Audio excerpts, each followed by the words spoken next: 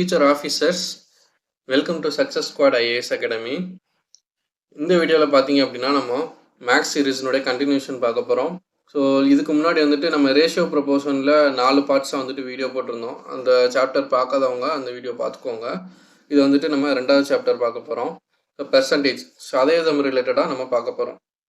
சரியா?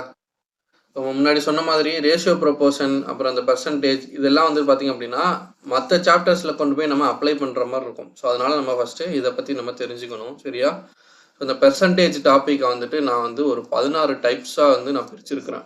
ஸோ ஈஸியாக வந்துட்டு சால்வ் பண்ணுறதுக்காக 16 டிஃப்ரெண்ட் டைப்ஸாக நான் பிரிச்சிருக்கிறேன். ஸோ அதை பார்த்து யாரும் பேனிக்காக வேண்டாம். நான் ஈஸியாக வந்துட்டு ஒரு டைப்பையும் வந்து எப்படி சால்வ் பண்ணணும் அப்படின்னு சொல்லிட்டு நம்ம ஃபர்தராக நம்ம வீடியோஸ் போகும்போது நம்ம சொல்லலாம். சரியா? ஸோ அதுக்கு முன்னாடி பேசிக்கான பெர்சன்டேஜ் சம்ஸை வந்துட்டு எப்படி சால்வ் பண்ணுறதுன்னு சொல்லிட்டு ஒரு வார்ம் அப் கேம் மாதிரி நம்ம வந்து சால்வ் பண்ணலாம். சரியா? ஸோ இது வந்து ஃபஸ்ட்டு பார்த்தீங்க அப்படின்னா இங்கிலீஷில் வந்து ஃபஸ்ட்டு நான் வாசிக்கிறேன். 25% ஆஃப் 75% ஆஃப் 80 ஈக்குவல் டு என்ன அப்படின்னு கேட்குறாங்க. 80இன் 75%த்தில் 25% எவ்வளோ அப்படின்ட்டு. இப்போ நீங்கள் வந்து உங்களுக்கு தமிழில் வாசிக்கும்போது கன்ஃபியூஷனாக இருந்துச்சுன்னு சொன்னால் உங்களுக்கு இங்கிலீஷில் பார்க்கும்போது ரொம்ப ஈஸியாக இருக்கும். ஏன் அப்படி சொல்கிறேன்னா இப்போ இங்கிலீஷில் உள்ளதை நீங்கள் அப்படியே இப்போ அது வந்து வார்த்தையாக இருக்குதா 25% ஆஃப் 75% ஆஃப் 80 அப்படின்றது இங்கிலீஷ், அதாவது ஒரு ஸ்டேட்மெண்ட் மாதிரி இருக்குது. இதை நீங்கள் வந்து மேக்ஸ் ஃபார்முலா மாதிரி ஒரு ஈக்குவேஷன் மாதிரி எழுதலாம். எப்படின்னா இப்போ 25% ஆஃப் அப்படின்றத வந்துட்டு நம்ம இன்ட்டுன்னு எடுத்துக்கணும் எப்போவுமே. சரியா? எப்போவுமே வந்துட்டு ஆஃப் அப்படின்றது இன்ட்டுன்னு எடுத்துக்கணும். ஆஃப் 75% ஆஃப் 80 ஈக்குவல் டு என்னன்னு கேட்குறாங்க. இப்போ இது வந்து 25% இருக்குது. இப்போ ஒரு பெர்சன்டேஜை நம்ம ரிமூவ் பண்ணணும் அப்படின்னா பை 100 போடுவோம். சரியா? அதே மாதிரி 75/100 போட போகிறோம் இன்ட்டு 80. ஸோ இது சால்வ் பண்ணீங்க அப்படின்னா உங்களுக்கு டேரெக்டாக ஆன்சர் கிடச்சிரும். ஸோ அவ்வளோதான் வந்துட்டு மேக்ஸ். சரியா? ஸோ இப்போ அடித்தா கீழே வந்து 4 வரும். இந்த 25 அடித்தா 3/4ன்னு வரும். இந்த 4 அடித்தா 20 அடித்தா 5. இப்போ 5 3 சார் 15. ஸோ ஆன்சர் இருக்குதா? Option A 15. ஸோ புரிஞ்சா? கொடுத்துருக்கிற ஸ்டேட்மெண்ட்டை இந்த மாதிரி நம்ம ஈக்குவேஷன் மாதிரியோ ஒரு ஃபார்முலா மாதிரியோ நம்ம எழுதிட்டு சால்வ் பண்ணோம்னா டேரெக்டாக ஆன்சர் கிடச்சிரும். ஸோ இந்த மாதிரி அடுத்த சம் பாருங்கள். 0.07% அப்படின்றது என்னது அப்படின்னு கேட்குறாங்க. ஃபர்ஸ்ட் ஆஃப் ஆல் ஒரு பெர்சன்டேஜை ஒரு ஃப்ராக்ஷனாக மாற்ற தெரியணும். சரியா? இப்போ வந்துட்டு உதாரணத்துக்கு ஒரு 20%ன்னு இருக்குதுன்னு வைங்க. அதை ஃப்ராக்ஷனாக மாற்றுறது அப்படின்னா 20/100ன்னு வரும். ஏன்னா பெர்சன்டேஜ் ரிமூவ் பண்ணணும் அப்படின்னா 100ன்னு போடுவோம். ஸோ இப்போ இதை சிம்பிளிஃபை பண்ண முடியுமான்னு கேட்டால் ஸோ எவ்வளோ சிம்பிளிஃபை பண்ண முடியுமோ அதை அவ்வளோ சிம்பிளிஃபை பண்ணிடுங்க. இப்போ 20% அப்படின்றது ஒரு ஃப்ராக்ஷனாக எழுதணும்னு சொன்னால் 1/5 அப்படின்னு எழுதுவோம். சரியா? இப்போ இதே வந்துட்டு 35 அப்படின்னா 35/100 போட்டு நம்ம சிம்பிளிஃபை பண்ணுவோம். சரியா? இப்போ இதை வந்து 0.07% எப்படி எழுதுவோம்? 0.07% அப்படின்றது டிவைட் பை 100ன்னு எழுதுவோமா? இப்போ இதையுமே வந்துட்டு உங்களுக்கு டெசிமல் வந்துட்டு டிவைட் பண்ண உங்களுக்கு தெரியும்னு நான் நம்புகிறேன். இப்போ வந்து டிவைட்டில் வந்து 100 இருக்குது அப்படின்ற போது 2 0 இருக்குது. இப்போ 2 0 தள்ளி லெஃப்ட் சைடு நம்ம கொண்டு போகணும் அப்படின்ற போது இங்கே ஒரு 0 வருமா? ஸோ அப்போ இது ஒரு டிஜிட், இது ஒரு டிஜிட். அப்போது 0.0007 அப்படின்னு வரும். 0.0007 அப்படின்னு வரும். ஸோ அப்படி ஆன்சர் இருக்குதான்னு பாருங்கள். இல்லை, இதை வந்து டெசிமல். சரியா? 0.07% அப்படின்றது டெசிமல். ஸோ டிவைட் பை 100 போட்டு நம்மளும் ஒரு டெசிமலில் எடுத்துட்டோம். இந்த டெசிமலில் நம்ம ஃப்ராக்ஷனை மாற்றணும் அப்படின்னா இப்போ இதில் எத்தனை டிஜிட் இருக்குது? 1 2 3 4 டிஜிட் இருக்குதா? அப்போ 7 டிவைட் பை 4 0 போட்டுக்கோங்க. 1 2 3 4. அப்போ 7 divide by 10,000. So answer D. புரிஞ்சா இது? ஸோ இதை வந்து அப்படி நம்ம ரிவர்ஸ் ப்ராசஸில் எழுதுகிறோம். இப்போ வந்து டிவைட் பை 100 போட்டு புள்ளியை தள்ளி வைக்கிறோம். இப்போ இந்த எத்தனை புள்ளி தள்ளி இருக்குதோ அத்தனை ஜீரோஸ் வர மாதிரி கீழே வந்து டிவைட் போட்டோம். ஸோ இதெல்லாம் ரொம்ப பேசிக் அப்படின்றதுனால நான் இதெல்லாம் ரொம்ப டீட்டெயில்டாக எக்ஸ்பிளைன் பண்ணல. சரியா? ஸோ டெசிமலில் உள்ளதை மல்டிப்ளை பண்ணுறது, டெசிமலில் உள்ளதை டிவைட் பண்ணுறது, இதெல்லாம் உங்களுக்கு பேசிக்கான மேக்ஸ் உங்களுக்கு தெரியும். ஸோ நெக்ஸ்ட்டு சம்மு. இப்போ அதே மாதிரி ஃபஸ்ட்டு சம் மாதிரி இதை வந்துட்டு இந்த ஒரு ஸ்டேட்மெண்ட் மாதிரி கொடுத்துருக்குறாங்க. அதை நம்ம வந்து ஈக்குவேஷனாக எழுத போகிறோம். சரியா? ஸோ P + Qவின் 20% மற்றும் P - Qவின் 50% சமம் எனில், ஸோ 2 ஈக்குவல் அப்படின்னா P/Q என்ன அப்படின்னு கேட்குறாங்க. ஸோ அதை நம்ம எப்படி எழுதுவோம்? 20% எப்படி எழுதுவோம்? 20/100ன்னு எழுதுவோம். ஆஃப்க்கு பதிலாக into P plus Q equal to 50% 50 by 100 எழுதுவோம். halfக்கு பதிலா into P minus Q. So இப்போ இது கேன்சல் பண்ணுங்க, 0 0 கேன்சல், இல்லைனா 100 100 அப்படி கேன்சல் பண்ணிடுங்க.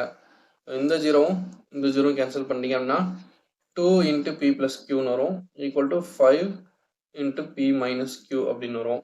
ஸோ இப்போ உள்ள மல்டிப்ளை பண்ணணும்னு சொன்னால் 2P plus 2Q equal to 5P minus 5Q. So இப்போ இந்த பிஎஃப்ல ஒரு சைடும் கியூஎஃப்ல ஒரு சைடும் கொண்டு வாங்க. இப்போ இந்த 2P இங்கே கொண்டு வந்துட்டா இங்கே ப்ளஸில் இருக்குது, ஸோ இங்கிட்டு வரும்போது மைனஸ் ஆயிரும். அப்போ 5P மைனஸ் 2Pன்னு வரும். ஸோ இங்கே மைனஸ் 5Q இங்கிட்ட வந்துச்சுன்னா ப்ளஸ் 5Q ஆயிரும். அப்போ 5Q ப்ளஸ் 2Q அப்படின்னு வரும். ஸோ இப்போ 5 + 2 7Q ஈக்குவல் டு 5 - 2 3P. நமக்கு என்ன வேணும்? P is to Q அப்படி தான் கேட்குறாங்க. P is to Q அப்படின்னா P டிவைடட் பை Q என்னவோ அதுதான் P is to Q. So அப்போ P by Q ஃபார்மெட்டில் கொண்டு வரணும் அப்படின்னா அந்த Qவை இங்கே கொண்டு போங்க, இந்த 3யை லெஃப்ட் சைடு கொண்டு வாங்க. அப்போ P by Q equal to 7/3. அப்போ P is to Q எவ்வளோ? 7:3. புரிஞ்சா?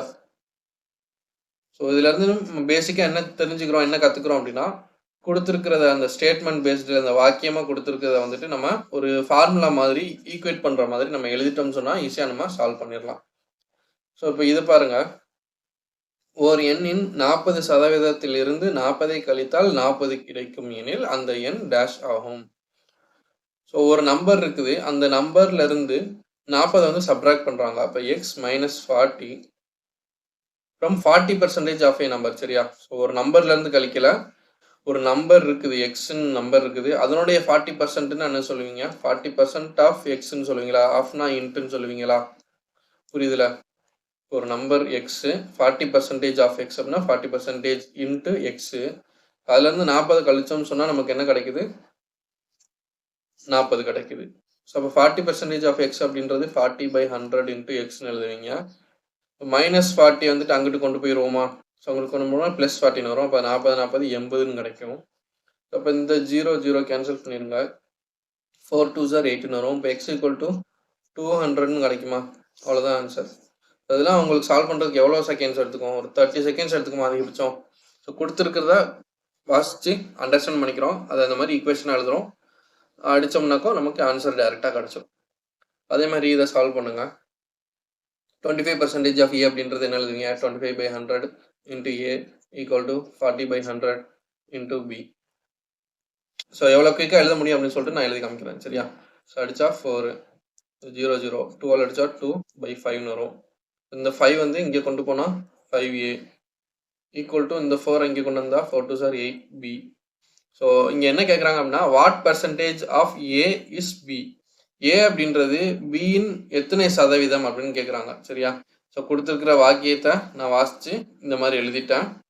எவ்வளோ குயிக்காக எழுத முடியுமோ அந்த மாதிரி எழுதிடணும். எக்ஸாம் பர்ஸ்பெக்டிவ்ல நம்ம ஃபாஸ்ட்டாக சால்வ் பண்ணணும். ஸோ சால்வ் பண்ணோம்னாக்கும் இந்த மாதிரி ரிலேஷன் வரும். அந்த ரிலேஷன்ல இருந்து பி அப்படின்றது ஏனுடைய எத்தனை சதவீதம்னு கேட்குறாங்க. அப்போ இஸ் பி அப்படின்னு கேட்குறாங்களா? ஸோ இந்த ஸ்டேட்மெண்ட்டை நீங்கள் அப்படி எழுதுங்களேன், ஃபார்முலா மாதிரி எழுதுங்க. வாட் பர்சன்ட் அப்படின்னா வாட்னா எக்ஸு, பெர்சன்ட்டு, ஆஃப் ஏனா என்ன சொன்னேன்? இன்டூ ஏ, ஈக்குவல் இஸ் அப்படின்னா ஈக்குவல் டு பி. ஸோ அப்போ x percent into A equal to B அப்படின்றது, அப்போ பி மட்டும் ஒரு சைடாக வச்சுக்கோங்க. சரியா? இந்த இதில் பியை மட்டும் ஒரு சைடாக வச்சுக்கிட்டீங்க அப்படின்னா பி ஈக்குவல் டு 5/8 ஏ அப்படின்னு வருமா? ஸோ அப்போ இதில் வந்து x/100 into A equal to பிக்கு பதிலாக 5/8 ஏ அப்படின்னு போட்டிங்க அப்படின்னா, ஸோ ஏன் கேன்சல் பண்ணிடலாம். இப்போ இந்த 100 இங்கே போயிடுச்சுன்னு சொன்னால் X equal to 100 into 5 divided by 8ன்னு வரும். 4 ஆல் அடித்தா 2, 4 ஆல் அடித்தா 25. ஸோ இப்போ 25 இன்ட்டு 5 என்ன? 125. 125 டிவைட் பை 2, ஸோ அதை அடிச்சிங்க அப்படின்னா 62.5% வரும். ஸோ பி அப்படின்றது ஏல வந்து 62.5% இருக்குது அப்படின்னு சொல்கிறாங்க. இப்போ இதே வந்துட்டு what percentage of B is A அப்படின்னு கேட்டால் என்ன பண்ணுவீங்க அப்படின்னா, அப்படியே ரிவர்ஸில் நம்ம மாற்றி எழுதிக்க போகிறோம். சரியா? ஸோ அவ்வளோதான் வந்துட்டு சம்ஸு. ஸோ இந்த சம் பார்த்தீங்க அப்படின்னா, இனியன் வந்துட்டு 5 டசன் முட்டைகளை வாங்கினார். சரியா? இனியன்றவர் வந்துட்டு 5 டசன் முட்டை வாங்குறாரு. அந்த 5 டசன்ல 10 முட்டை வந்து கெட்டு போயிருச்சாம். அப்ப நல்ல முட்டைகளின் சதவீதத்தை காணுங்க. இப்ப மொத்த சதவீதம் அப்படின்றது 100% நம்ம எடுத்துக்கிறோமா? ஸோ 100% அப்படின்றது இந்த 5 டசன் முட்டையை தான் நம்ம 100% எடுத்துப்போம். இப்ப அந்த 5 டசன்ல 10 முட்டை கெட்டு போயிருச்சு அப்படின்னா, மீதி இருக்கிற எனக்கு முட்டையுடைய எண்ணிக்கையில எத்தனை பெர்சன்டேஜ் இருக்குது? எத்தனை நல்ல முட்டைகள் இருக்குது அப்படின்னு கேட்குறாங்க. இப்போ 5 டசன் முட்டை அப்படின்னா 5 × 12ன்னு போடுவோம். ஸோ மொத்தம் எவ்வளோ? 60 எக்ஸ் இருக்குது. இந்த 60 முட்டையில 10 முட்டை கெட்டு போயிருச்சு அப்படின்னா, ஸோ 10 கழிச்சோம்னா மீதி 50. இந்த 50 முட்டை தான் என்ன நல்ல முட்டைகள், சரியா? ஸோ இந்த 50 முட்டைகள் இருக்குது அப்படின்றத கண்டுபிடிச்சோம். பட் அது எத்தனை சதவீதம் இருக்குது அப்படின்றது நமக்கு தெரியாது, சரியா? இப்போ இதை வந்து 2 வகையிலையும் சால்வ் பண்ணலாம். ஒன்று வந்துட்டு மொத்தம் 60, அதில் 50 முட்டை நல்ல முட்டை. ஸோ பெர்சன்டேஜில் கால்குலேட் பண்ணணும் அப்படின்னா இன்ட்டு 100, 0 கேன்சல் பண்ணிடலாம். ஸோ இதை வந்து சால்வ் பண்ணீங்க அப்படின்னா ஒரு ஆன்சர் வரும், சரியா? அதை கண்டுபிடிச்சி கமெண்ட்ஸில் சொல்லுங்கள். நெக்ஸ்ட் வந்துட்டு இன்னொரு மெத்தடில் எப்படி சால்வ் பண்ணலாம் அப்படின்னா, 60 தான் 100%. ஸோ மொத்த முட்டை என்கிட்ட இருக்கிறது 60. ஸோ அப்போ 100%, 100% 60 அப்படின்னா 50 முட்டை வந்து எத்தனை சதவீதம்? ஸோ இதை கிராஸ் மல்டிப்ளை பண்ணினா உங்களுக்கு ஆன்சர் கிடச்சிருமா? ஸோ இந்த மாதிரியும் நீங்கள் சால்வ் பண்ணலாம். ஸோ மெத்தட்ஸ் வந்துட்டு நான் நிறைய சொல்லித்தரேன். உங்களுக்கு எது ரொம்ப ஈஸியாக கன்வீனியண்ட்டாக இருக்குதோ அந்த இதை சால்வ் பண்ணுங்கள். அதே சமயம் வந்துட்டு ப்ரெசன்ஸ் ஆஃப் மைண்ட் தான். உங்களுக்கு அந்த எக்ஸாமில் உங்களுக்கு என்ன மெத்தடில் சால்வ் பண்ணணுன்ட்டு ஈஸியாக வருதோ, என்ன தோணுதோ அதை நீங்கள் சால்வ் பண்ணால் போதும். இந்த சம்னா இந்த மெத்தடில் தான் சால்வ் பண்ணணும் அப்படின்னு சொல்லிட்டு நீங்கள் உட்காந்துட்டு இருக்கக்கூடாது. நெக்ஸ்ட்டு ப்ரீவியஸ் சம் மாதிரியே தான் இதுவும். ஸோ 7500 மக்கள் தொகை கொண்ட ஒரு ஊரில் படித்தவர்கள் வந்துட்டு 47% எனில் படிக்காதவர்கள் எத்தனை பேர் அப்படின்னு கேட்குறாங்க. எத்தனை சதவீதம்னு கேட்கல, எத்தனை பேர்னு கேட்குறாங்க. மொத்தம் 7500, அதில் 47% வந்துட்டு படித்தவங்க லிட்ரேட்ஸ் அப்படின்னா 53% மிச்சம் உள்ளவங்களா, படிக்காதவங்களா? ஸோ அந்த 53% எவ்வளோ பேர் இருப்பாங்க அப்படின்னு கேட்குறாங்க. நான் லாஸ்ட் சம்மில் சொல்லி கொடுத்த மெத்தடை வந்து இதில் யூஸ் பண்ணலாம். எப்படின்னா 100% 7500 நபர் அப்படின்னா எத்தனை படித்தவர்கள் 47, படிக்காதவர்கள் 53. ஸோ 53% எவ்வளோ அப்படின்னு சொல்லிட்டு இதை கிராஸ் மல்டிப்ளை பண்ணிங்கன்னா உங்களுக்கு டைரெக்டாக ஆன்சர் கிடச்சிரும், சரியா? ஸோ நெக்ஸ்ட்டு, ஸோ இதெல்லாம் வந்துட்டு நம்ம ஒரு வார்ம் அப்காக பார்த்தோம், சரியா? ஸோ ஒரு வார்ம் அப் சம்ஸாக நம்ம இதெல்லாம் பார்த்தோம். ஸோ நெக்ஸ்ட்டு வந்து இந்த டைப்ஸ் 16 டைப்ஸ் சொன்னேன் இல்லையா? ஸோ இந்த 16 டைப்ஸ் வந்துட்டு நான் இங்கே லிஸ்ட் அவுட் பண்ணியிருக்கிறேன். ஸோ வீடியோ பாஸ் பண்ணிவிட்டு நீங்கள் வந்துட்டு இதை நோட் பண்ணிக்கோங்க. ஸோ இது வந்து 3rd டைப், சரியா? ஸோ இதில் வந்து 6 இது இருக்குது, வீடியோ பாஸ் பண்ணிட்டு எழுதிக்கோங்க. அதே மாதிரி இதில் வந்துட்டு 13 வரைக்கும் இருக்குது. நெக்ஸ்ட்டில் வந்துட்டு ஒரு மிச்சம் 3, சரியா? ஸோ இந்த இதெல்லாம் நேம்ஸ்லாம் நான் கொடுத்துருக்குறேன். இது எதுக்காக, எப்படி இந்த டைப்ஸ்லாம் வந்து வந்துச்சு, இதை எப்படி சால்வ் பண்ணுறது அப்படின்றத 1 by 1 பார்க்கலாம். ஸோ இதில் வந்து ஃபஸ்ட்டு டைப் பாருங்கள். ஃபஸ்ட்டு டைப் நீங்கள் எழுதியிருக்கீங்கல்ல, ஸோ அந்த டைப் எப்படி இருக்கும் பார்த்தீங்கன்னா, பெர்சன்டேஜ் இன்க்ரீஸ், பெர்சன்டேஜ் டிக்ரீஸ் அப்படின்ற மாதிரி கொடுத்துருப்பாங்க. இருக்கா? பெர்சன்டேஜ் இன்க்ரீஸ், பெர்சன்டேஜ் டிக்ரீஸ் அப்படின்னு சொல்லிட்டு கொடுத்துருக்குறாங்க இல்லையா? ஸோ அப்படின்னா என்னென்னா, ஒரு நபருடைய சேலரி இருக்குது. ஸோ அவருடைய சம்பளம் வந்துட்டு இத்தனை சதவீதம் கூடுது, அப்புறம் இத்தனை சதவீதம் குறையுது, மறுபடியும் இத்தனை சதவீதம் கூடுது. ஸோ இந்த மாதிரி சொல்லிட்டு மாற்றி மாற்றி வந்து கொடுத்துருக்குறாங்கன்னு வைங்க. ஸோ மொத்தமாக ஃபைனலாக வந்துட்டு அவனுடைய சேலரி எத்தனை பெர்சன்டேஜ் சேஞ்ச் நடந்திருக்கும், எவ்வளோ பெர்சன்டேஜ் வந்து மாறி இருக்கும் அப்படின்னு சொல்லிட்டு கேட்பாங்க. ஸோ இதுதான் வந்து டைப் 1, சரியா? இப்போ இந்த சம் பாருங்கள். ஒரு ஏ அப்படின்ற ஒரு நபருடைய சேலரி வந்துட்டு increased by 20% and again by 10%. First 20% கூடுது, மறுபடியும் 10% கூடுது. ஸோ அப்படி இருக்கும்போது அவங்களுடைய பெர்சன்டேஜ் சேஞ்ச் என்ன, அந்த சதவீதத்தினுடைய மாற்றங்கள் என்ன அப்படின்னு சொல்லிட்டு கேட்குறாங்க, சரியா? ஸோ இது எப்படி சால்வ் பண்ணுறது அப்படின்னு பார்க்குறதுக்கு முன்னாடி ஒரு 2 பேசிக்கான விஷயங்கள் நம்ம தெரியணும். என்னன்னா, ஒரு பெர்சன்டேஜ் இருக்குது அப்படின்னா அதை வந்து நமக்கு ஃப்ராக்ஷனில் மாற்ற தெரியணும். ஸோ அதை வந்து முன்னாடி நான் சொல்லி கொடுத்தேன். அதே மாதிரி அந்த பெர்சன்டேஜ் இருக்கிறத டெசிமலில் நமக்கு மாற்ற தெரியணும். இப்போ வந்து 20% இருக்குதுன்னு வைங்க. ஸோ அதை வந்து தனித்தனியாக எழுதிக்கலாம். ஒரு பெர்சன்டேஜை டெசிமலில் மாற்றணும்.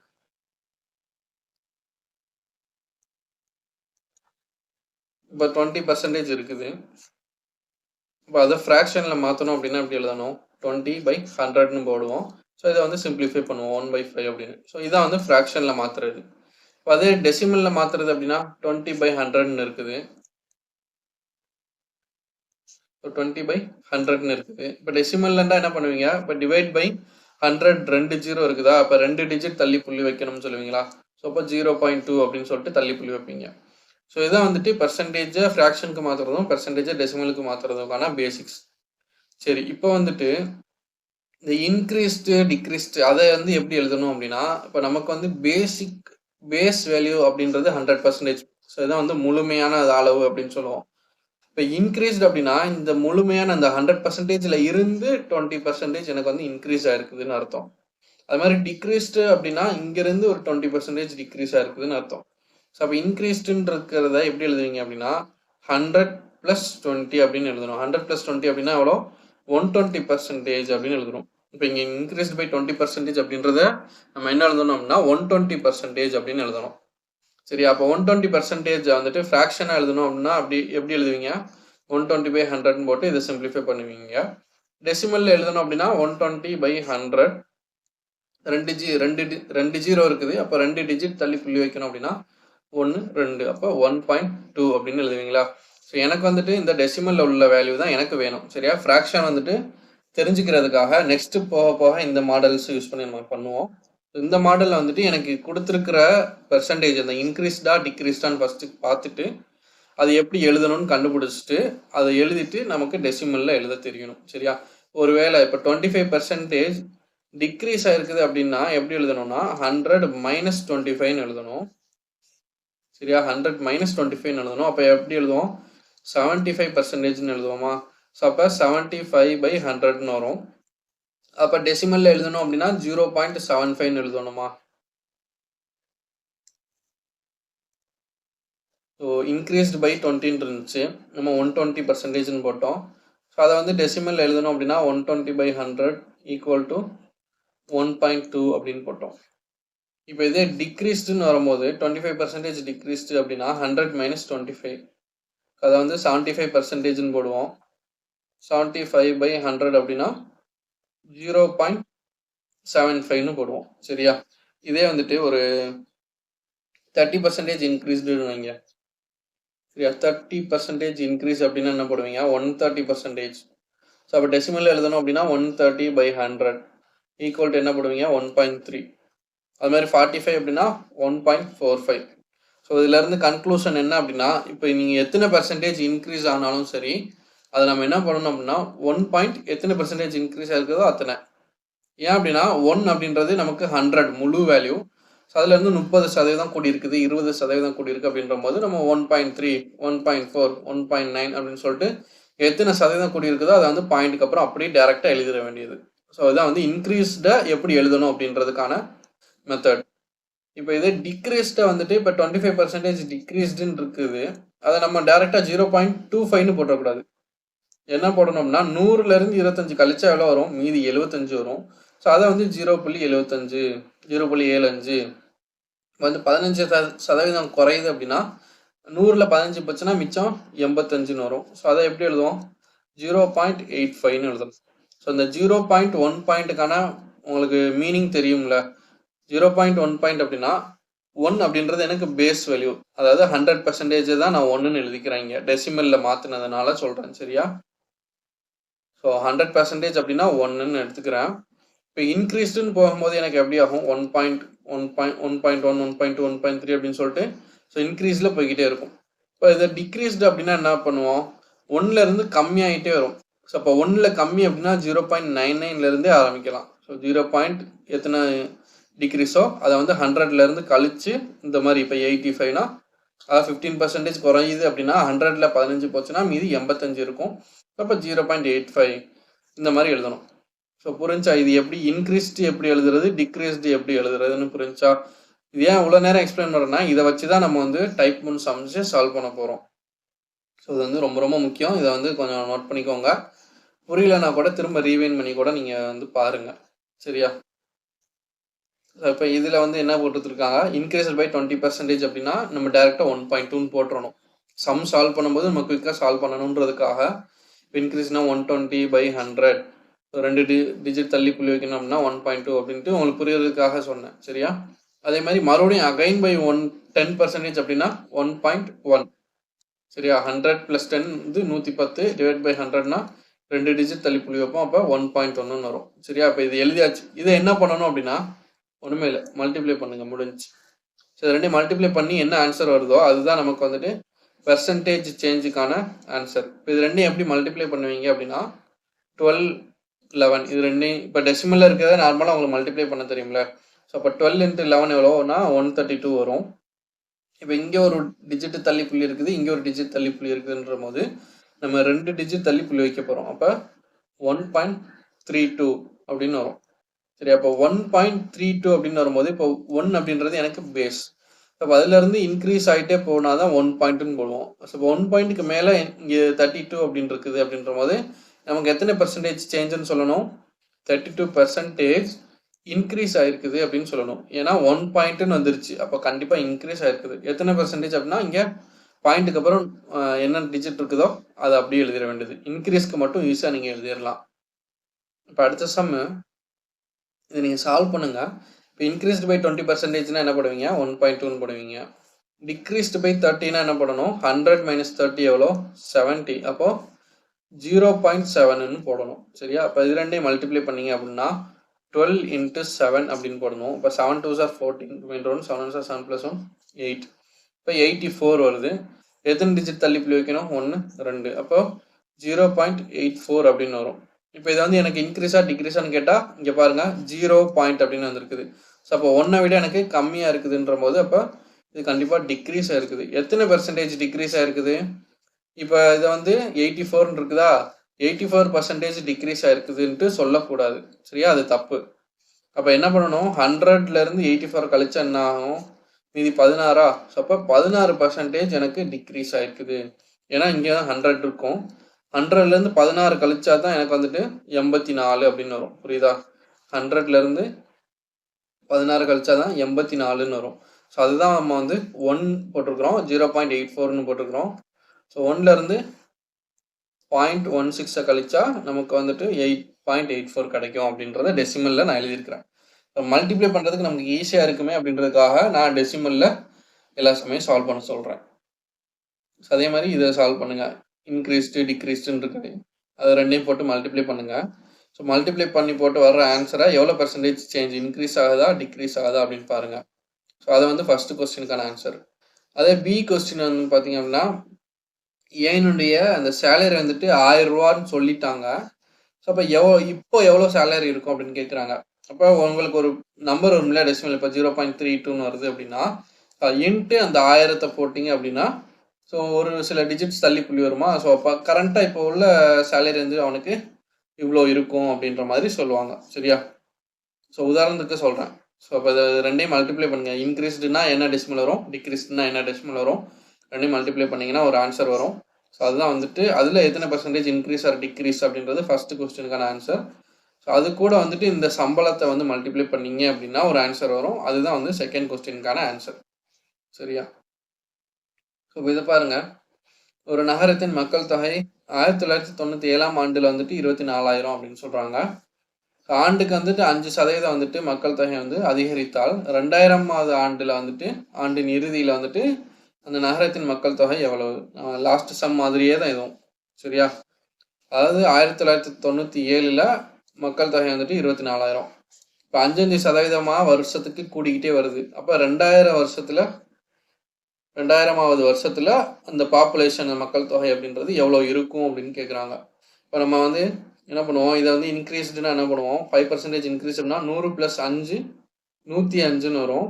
ஸோ அப்போ 1.05 அப்படின்னு போடணும். அப்போ 1.05 × 1.05 எத்தனை வருஷத்துக்கு மல்டிப்ளை பண்ணணும் அப்படின்னா 3 வருஷத்துக்கு மல்டிப்ளை பண்ணணும். அதை வந்து போன சம்பளம் சொல்ல மறந்துட்டேன்னா இல்லை, இதில் வந்துட்டு அந்த மாதிரி கொடுக்கல. ஒரு தடவை இன்க்ரீஸ்டு பை 30, ரெண்டாவது தடவை டிக்ரீஸ்டு பை 30 எவ்வளோ தான் கொடுத்துருக்குறாங்க. இதில் வந்துட்டு எத்தனை டைம் மல்டிப்ளை பண்ணணும் அப்படின்னா எத்தனை வருஷத்துக்கு நம்ம பார்க்குறோமோ அத்தனை டைம் மல்டிப்ளை பண்ணணும்.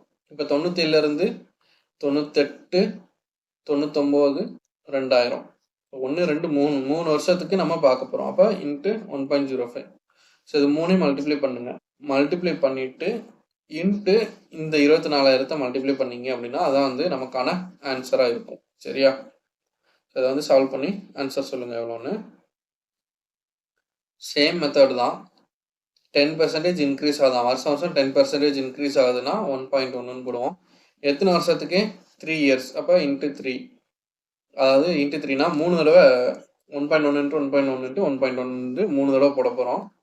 ஸோ போட்டோம்னா ஒரு ஆன்சர் வரும். அந்த ஆன்சர் வச்சுட்டு எத்தனை பெர்சன்டேஜ் சேஞ்ச் அப்படின்ட்டு கண்டுபிடிக்க போகிறோம். இன்க்ரீஸா டிக்ரீஸா அப்படின்ட்டு.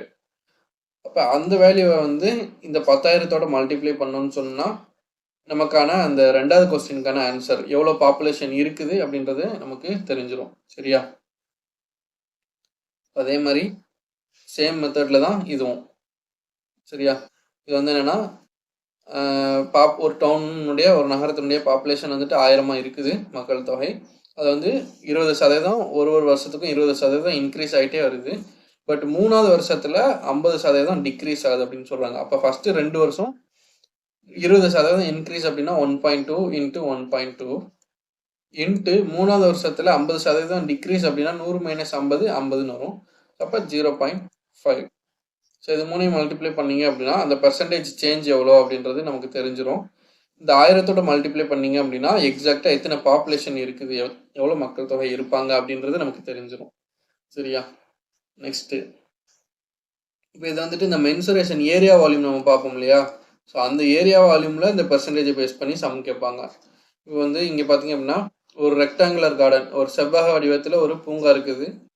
அதனுடைய லென்த்து, அதனுடைய நீளம் பார்த்தீங்க அப்படின்னா 40% உயருது. அதே மாதிரி அதனுடைய பிரெத்து, அகலம் வந்து 20% உயருது அப்படின்ற போது அந்த ஏரியா, அந்த பரப்பளவு வந்துட்டு எவ்வளோ சதவீதம் மாறும் அப்படின்னு கேட்குறாங்க. இப்போ செவ்வகத்தினுடைய பரப்பளவுனுடைய ஃபார்முலா நமக்கு தெரியணும். ஃபார்முலானா L into B, length into breadth. இப்போ லென்த் எவ்வளோ சதவீதம் கூடுது? 40% கூடுது அப்படின்னா நம்ம என்ன எழுதுவோம்? 1.4ன்னு எழுதுவோமா? இன்ட்டு பிரெத்து, அகலம் வந்து 20% கூடுது அப்படின்னா 1.2ன்னு போடுவோம். ஸோ இப்போ இது ரெண்டையும் மல்டிப்ளை பண்ணிங்க அப்படின்னா 14 இன்ட்டு 2ன்னு வரும். சார் 12ன்னு வரும். 4 2 சார் 8, 2 சார் 2, 1 4 சார் 1 8 6 1. அப்போ 2 டிஜிட் தள்ளி புள்ளி வைக்கணும் அப்படின்ற போது 1.68ன்னு வருமா? 1.68 எவ்வளோ சதவீதம் மாறி இருக்குது? ஸோ 1 பாயிண்ட்னு வந்துருச்சு. 1 விட அதிகமாக இருக்குன்ற போது ஆப்வியஸாக இன்க்ரீஸ் ஆகுதுன்னு அர்த்தம். எத்தனை சதவீதம்? 68% இன்க்ரீஸ் ஆகுது அப்படின்ட்டு போட்டிருக்கிறாங்க. இப்போ இதே வந்துட்டு நான் கொஸ்டினை சேஞ்ச் பண்ணி சொல்கிறேன், அதை வந்து நீங்கள் சால்வ் பண்ணுங்கள். பிரெத் வந்து இன்க்ரீஸ்டு பை 20 இருக்குது இல்லையா? ஸோ அதுக்கு பதிலாக டிக்ரீஸ்டு பை 20% அப்படின்ட்டு போட்டு இந்த சம்மை வந்து சால்வ் பண்ணி அப்போ வந்து ஃபைனலாக வந்துட்டு எத்தனை பர்சன்டேஜ் வந்து இன்க்ரீஸ் ஆர் டிக்ரீஸ் அப்படின்னு சொல்லிட்டு சொல்லுங்கள். எவ்வளோ பர்சன்டேஜ் மாற்றங்கள் ஏற்படுது அப்படின்ட்டு சொல்லுங்கள். சரியா? இப்போ நெக்ஸ்ட்டு சம்மு. ஸோ அதே மாதிரி இதை வந்துட்டு இந்த ஸ்பியர் பேஸ் பண்ணி கோலம் சொல்லுவோம் இல்லையா? ஸ்பியர் பால் மாதிரி இருக்கும்ல. ஸோ அதனுடைய ரேடியஸ் ஆரம் கொடுத்துருக்குறாங்க. அந்த ஆரம் வந்துட்டு என்ன மாறுது? 10% கூடுது அப்படின்ற போது அதனுடைய வால்யூம் கன அளவு எவ்வளோ சதவீதம் மாறும்? ஸோ இப்போ ஸ்பியர்னுடைய வால்யூம் என்ன? 4/3 பை ஆர் கியூப் அப்படின்னு வரும். ஸோ இப்போ இந்த ஆருக்கு பதிலாக மட்டும் நம்ம என்ன பண்ண போகிறோம் அப்படின்னா இன்க்ரீஸ்டு பை 10%ன்னு போட்டுருவாங்களா? ஸோ இப்போ 1.1ன்னு போட போகிறோம். ஸோ இப்போ 1.1 ஹோல் கியூப் அப்படின்னா இன்ட்டு 1.1 இன்ட்டு 1.1ன்னு போடுவோம். ஸோ இது மூணையும் மல்டிப்ளை பண்ணால் ஒரு ஆன்சர் வரும். அந்த ஆன்சர் வந்து 1 பாயிண்ட் சம்திங் இருந்துச்சுன்னு சொன்னால் இவ்வளோ பர்சன்டேஜ் இன்க்ரீஸ் அப்படின்னு போட போகிறோம். சரியா? இந்த மாதிரி சால்வ் பண்ணுங்கள். நெக்ஸ்ட் அதே மாதிரி டிஸ்கவுண்ட் பேஸ் பண்ணியும் சம் வரும் ப்ராஃபிட் லாஸில். இப்போ ஒரு கடைக்காரர் வந்துட்டு 20% டிஸ்கவுண்ட் கொடுக்குறாரு ஃபஸ்ட்டு, மறுபடியும் 10% டிஸ்கவுண்ட் கொடுக்குறாரு அப்படின்ற போது டோட்டலாக அவர் எவ்வளோ டிஸ்கவுண்ட் கொடுத்துருப்பாரு அப்படின்ற போது இதையுமே வந்துட்டு இப்போ டிஸ்கவுண்ட்னு நம்ம என்ன பண்ணுவோம்? ஒரு விலையிலேருந்து நம்ம கழிப்போம் அப்படின்ற போது இப்போ 100%இருந்து இதை கழிக்க போகிறோம். அப்போ 20% குறைச்சோம் அப்படின்னா 80. இப்போ 0.8 ஃபஸ்ட்டு கண்டிஷன். அண்ட் தென் 10% டிஸ்கவுண்ட்னா மறுபடியும் 10% டிஸ்கவுண்ட் அப்படின்ற போது அப்போ 100லேருந்து 10 கழிச்சா 9 90ன்னு வரும். இப்போ 0.9. அப்போ 0.8 இன்ட்டு 0.9ன்னு போடுங்க. ஸோ இது ரெண்டையும் மல்டிப்ளை பண்ணிங்கன்னா 9 8 72. அப்போ 2 டிஜிட் தள்ளி புள்ளி வச்சிங்க அப்படின்னா இங்கே வரும். ஸோ அப்போ எத்தனை பர்சன்டேஜ் வந்து இன்க்ரீஸ் ஆர் டிக்ரீஸ் ஆயிருக்குது? ஸோ 0.2 வந்திருக்கிறதுனால இது கண்டிப்பாக டிக்ரீஸ் ஆயிருக்குதுன்னு சொல்லுவோம். இப்போ 72 அப்படின்னா 100லேருந்து 72 கழிச்சோம்னா மீதி எவ்வளோ? 28. ஸோ இப்போ 28% குறைஞ்சிருக்குது. அதாவது 28% மொத்தமாக டிஸ்கவுண்ட் கொடுத்துருக்குறாங்க. இப்போ நம்ம நார்மலாக இப்போ ஆப்ஷன் ஏல வந்து 30, பியில் 28 இப்படி மாதிரி கொடுத்துருக்காங்கன்னு வைங்க. ஃபஸ்ட்டு 20% டிஸ்கவுண்ட்டு, 2வது 10% டிஸ்கவுண்ட். அப்போ 20 + 10 30% தானே அப்படின்ட்டு நம்ம போடுறதுக்கான வாய்ப்பு இருக்குது. ஸோ இந்த மாதிரி போடக்கூடாது அப்படின்றதுக்காக தான் நான் இப்போ சொல்லி கொடுத்துட்ருக்குறேன். இப்போ 0.8ஐயும் 0.9ஐயும் மல்டிப்ளை பண்ணோன்னு சொன்னால் 0.72ன்னு வரும். ஸோ அப்போ 100லேருந்து இந்த 72 கழிச்சோன்னு சொன்னால் மீதி 28 வரும். ஸோ அப்போ எத்தனை பெர்சன்டேஜ் எனக்கு டிஸ்கவுண்ட் கிடச்சிருக்குது அப்படின்னா 28% எனக்கு டிஸ்கவுண்ட் கிடச்சிருக்குது. சரியா? இப்போ இதான் வந்து டைப் 1 சம்ஸ். ஸோ இதில் வந்து நிறைய சம்மு நிறைய டைப் 1லேயே நிறைய மெத்தட்ஸில் வந்துட்டு நம்ம சம் வந்து பார்த்தோம். ஸோ நெக்ஸ்ட் வந்து டைப் 2 சம்ஸ் வந்துட்டு நம்ம நெக்ஸ்ட் வீடியோவில் பார்க்கலாமா? ஸோ இது புரிஞ்சுன்னு சொன்னால் ஒரு கமெண்ட்ஸில் வந்து தெரியப்படுத்துங்க, ஒரு லைக் போட்டு உங்களோட சப்போர்ட்டை தெரியப்படுத்துங்க. ஸோ இந்த மாதிரி மேக்ஸ் வீடியோஸ் வந்துட்டு உங்களுக்கு ரெகுலராக வேணும் அப்படின்னா நம்ம success squad IAS academy channel வந்துட்டு சப்ஸ்கிரைப் பண்ணிக்கோங்க. இந்த மாதிரி உங்களுக்கு டிஎன்பிஎஸ்சி படிக்கிற ஃப்ரெண்ட்ஸ் யாரும் இருந்தாங்க அப்படின்னா அவங்களுக்கு வந்துட்டு இந்த சேனல் வந்துட்டு ஷேர் பண்ணி விடுங்க. ஸோ நெக்ஸ்ட் வீடியோவில் பார்க்கலாம். All the best for your exams. Thanks for வாட்சிங் சக்ஸஸ் ஸ்குவாட் ஐஏஎஸ் அகாடமி.